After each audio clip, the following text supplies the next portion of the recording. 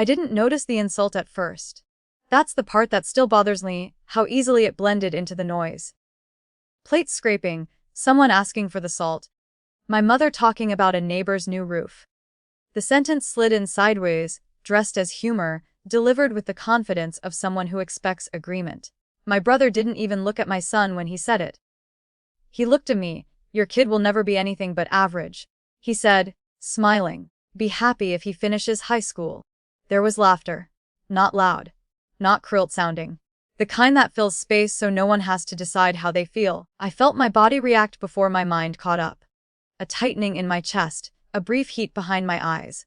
I turned my head toward my son automatically, the way you check a mirror after hearing glass shatter. He was staring at his plate, not crying. Not scowling. Just very still, like he'd gone somewhere far away without moving. His fork rested against the edge of his food, untouched. His shoulders, which are usually loose and careless, were pulled in tight, like he was trying to take up less space. That's when time slowed down. I heard my mother laugh, a quick, practiced sound.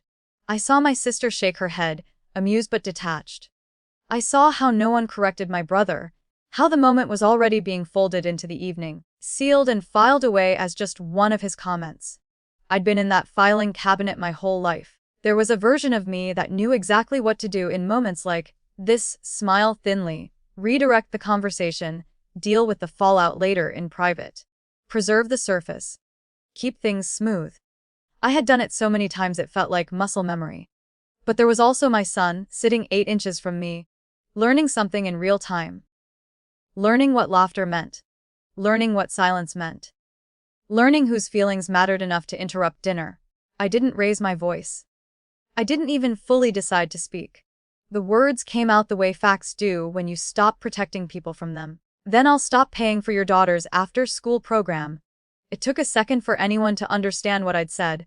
My brother blinked. Once. Then again. His smile stalled, then collapsed into confusion. What? I turned my glass slowly in my hand, watching the light shift through the water. The program.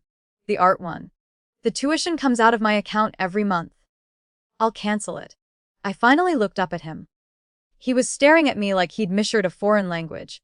You're joking? No, I said, not sharply, not gently, just accurately. The laughter didn't return.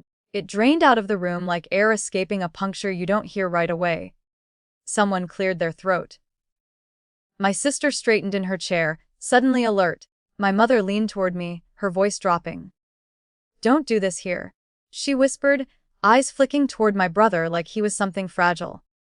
Let's not ruin the evening. That sentence landed heavier than anything my brother had said. Not don't say that about a child. Not that was uncalled for. Just don't do this here. As if the problem were location.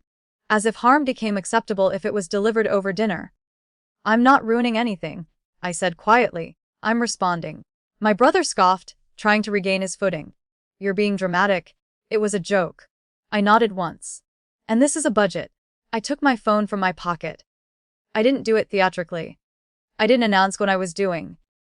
I just opened the banking app, scrolled to the familiar line item, and pressed cancel. There was a small vibration.